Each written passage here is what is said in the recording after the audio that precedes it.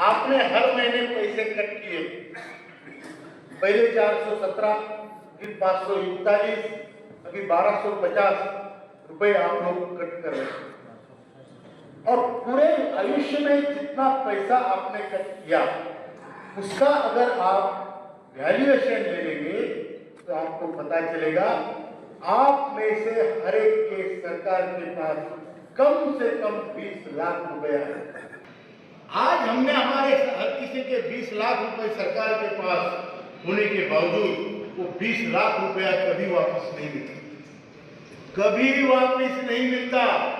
और वो 20 लाख का ब्याज जो 15,000 रुपया आपको मिलना चाहिए, उसके एवज में आपको 1,000 औसतन पेंशन मिलती है। 1,171 रुपया पूरे भारत के 78 लाख परिवारों को पेंशन मिलती है। सरकार कहती है कि हमने 1,000 पेंशन कर दी। आपको बता दूं ऑन रिकॉर्ड 36,60,000 लोगों को 1,000 से कम पेंशन। 36,60,000 मेरे आंकड़े नहीं, ईपीएफओ के आंकड़े। इतना बड़ा समाज और उस पर इतना बड़ा अत्याचार हो रहा है, अन्याय हो रहा है कि किसी एक विशेष सरकार की बात नहीं है, ये किसी एक पार्टी की बात नहीं है, ये पहले से हो रहा है, पहले से हो रहा है। आज हम उसका आईना देख रहे हैं, इसके लिए हमारे ध्यान में वो बात आ रही है। बराबर है? तो जिसने जिंदगी भर पैसे भरे, देश को आगे बढ़ाया, वो कामगारों को आप 1,000 से कम पेंशन दे रहे हो और एमपी एमएलए की पेंशन पिछले हफ्ते 24% ऐसे बढ़ा। बराबर की जुड़े? बराबर है क्या? देश उनका, हमारा क्या लगता है? हमारा देश नहीं है क्या? जब हमने पैसे भरे हैं तो हमारी पेंशन नहीं बढ़ती, जिन्होंने पैसे नहीं भरे जो फुकट खा रहे उनकी पेंशन झटके में बढ़ती है। क्या आपको मंजूर है? मंजूर है? आवाज निकालो, आवाज नहीं निकलेगी तो कोई सुनने वाला नहीं। बराबर है भाई? आज वो धनवान है और जनता हमारी आज तरस रही है। ये बहुत बड़ी त्रासदी है और इस विषय को हमने सामने रखा। इस विषय को आज पूरा भारत, ज्येष्ठ भारत, वयस्क भारत पूरा एक हुआ है। पूरा वृद्ध समाज भारत का उठके खड़ा हुआ है। तो उसने सोचा है कि अगर मेरे देश के नेताओं को दिशाहीन अगर बिहेव करते हैं तो उनको दिशा दिखाने का कार्यक्रम हम बुजुर्ग लोग करेंगे। बराबर है? हमारी संगठन नॉन पॉलिटिकल संगठन है, जिसका राजनीति से कोई लेना देना नहीं। बराबर? योगेश्वर कृष्ण ने हमको समझाया है कि राजनीति में वो भी नहीं थे, वो समन्वय चाहते थे, लेकिन समन्वय नहीं हुआ। पांडवों को 5 गांव देने के लिए दुर्योधन ने नकारा। बराबर है? सुई के अग्र पे आने वाली भूमि भी मैं नहीं दूंगा, ये उसने कहा। तो भगवान योगेश्वर कृष्ण ने राजनीति की और फिर दिखाया कि एक दुर्बल व्यक्ति भी जीत सकता है और विजय भी प्राप्त कर सकता है। ये बड़े बड़े उदाहरण हमारे सामने हैं और इन उदाहरणों को देखकर हम लड़ रहे हैं। हम जानते हैं रावण के 10 मुख थे, लंका सोने की थी, पूरे पृथ्वी पे राज था, अहीं पे राज, महीं पे राज, समुद्र पे राज। उसको एक बनवासी राम ने, उसके पैर में शायद खड़ाऊ भी नहीं होंगे, यज्ञवल्लभ पहने होंगे और उसके साथ सेना की वानरों की, उसने उस 10 मुखी अतिशय प्रभावशाली रावण को हराया। ये सत्य का विजय है।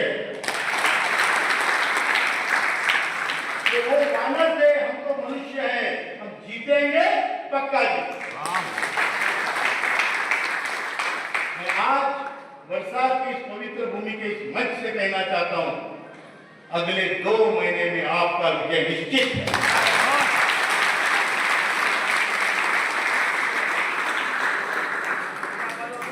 अब मैं ये क्यों कह सकता हूं? मैं कोई सरकार का प्रवक्ता हूं क्या? नहीं। मैं कोई सरकारी आदमी हूं क्या? लेकिन ये मैं इसलिए कह सकता हूं कि हमने और आप सभी लोगों के आशीर्वाद से, आपके समर्थन से जो ये आंदोलन चला है, हमें आदरणीय कि मैं आपका प्रधान सेवक हूं, आपका काम मैं करूंगा।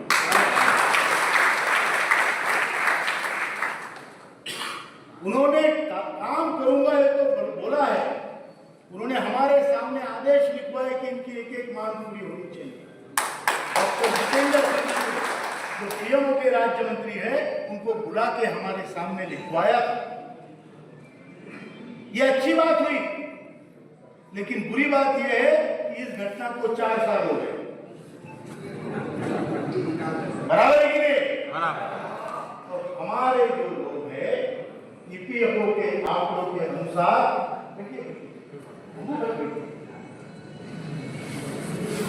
ईपीएफओ के आंकड़ों के अनुसार हर दिन 200 लोग मरते हैं।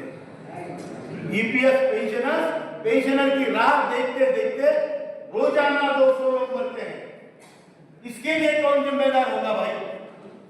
हमारा पैसा दबा के और हमें ज्ञान दे रहे हैं, ऐसी सिस्टम में हम विरोध करते हैं, ऐसे सिस्टम के खिलाफ हम लड़ने के लिए तैयार हैं। प्रधानमंत्री जी हमारे साथ हैं, वित्त मंत्री जी से हमने 3 बार मुलाकात की। आपको मेरी बात समझ में आ रही है? सुनाई भी बराबर दे रहे हो? अगर नहीं सुनाई देगा, नहीं समझ में आई तो गुजराती में बोलना शुरू करूंगा। फिर मैं सुनूंगा नहीं। बोलो, मेरी गुजराती को अलग है।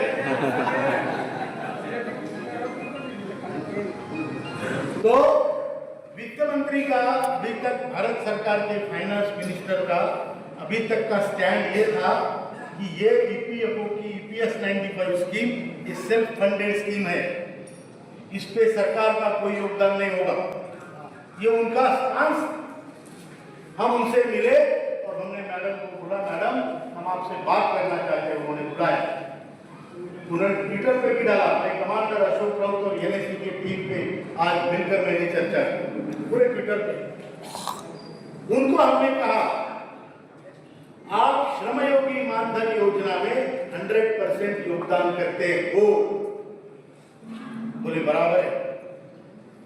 हमने बोला, अगर मैं श्रमयोगी मानधन योजना में 100 रुपए देता हूं तो आप भी 100 रुपए देते हो, और आप ये एडवर्टाइजमेंट करते हो कि श्रमयोगी मानधन योजना ज्वाइन करो, 100 रुपए भरो, 30 साल के बाद 3000 रुपए पेंशन ले लो।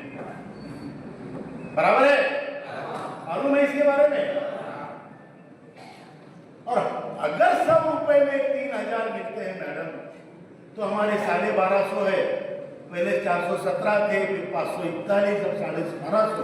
आप एवरेज हमारा 800 रुपए भी पकड़ो, 700 रुपए, तो हमें कितनी मिलनी चाहिए? अगर 100 रुपए में 3000, तो 800 रुपए में कितना? 8 दिया, हिसाब बराबर आना चाहिए। गुजराती माइंड पक्का होता है। मुझे इतना नहीं आता, मैं महाराष्ट्र से, लेकिन आपको आना चाहिए। बराबर।